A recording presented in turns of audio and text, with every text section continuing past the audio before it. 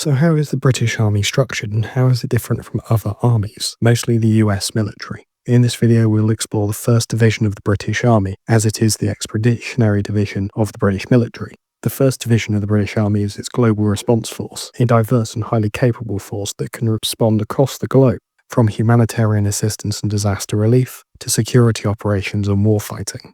But how are the men and women that make it up organised? But the most basic element of the British Army starts with a fire team. A fire team is a small military subunit of infantry designed to optimise tactical fire and movement in combat. Commanded by a Lance Corporal, fire teams are flexible and agile, consisting of 3 to 4 soldiers. They can operate autonomously or as part of a larger unit to provide flexibility in infantry operations. 2 of these fire teams, normally designated Charlie and Delta, are combined for one section.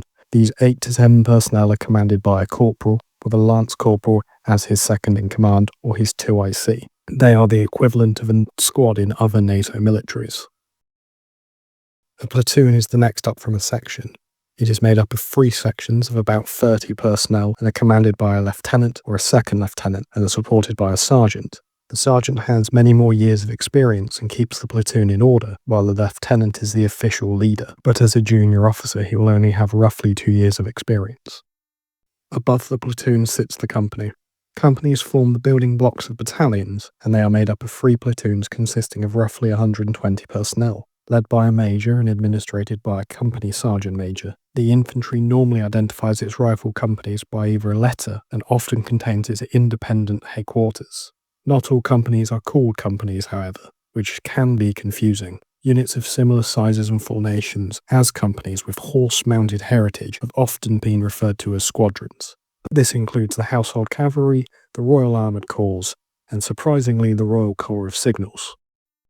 Next sits the battalion. A battalion consists of 4 to 6 companies and has been a stable feature in the British Army since its foundation in the 16th century.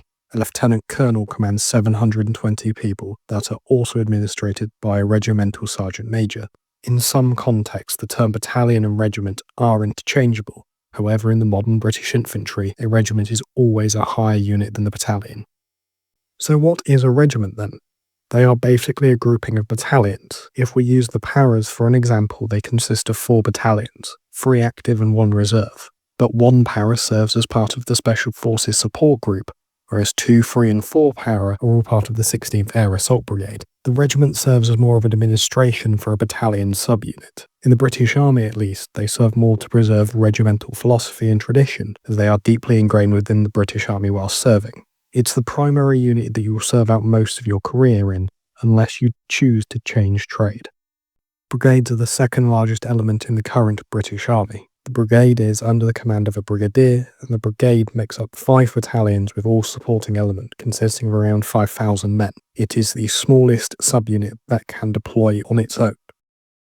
Today the British Army has 2 deployable divisions, mostly due to budget cuts. They are the largest unit the British Army is currently capable of deploying, as it lacks the personnel to field a conventionally sized corps or army.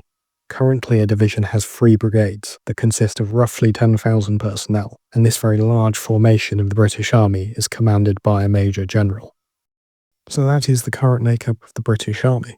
A nice and simple hierarchy that's easy and simple to understand for all the people that participate. Apart from regiments, that's probably made no sense to outsiders, and I doubt my explanation has helped at all. The key part you need to take away is the whole army would fall apart without them.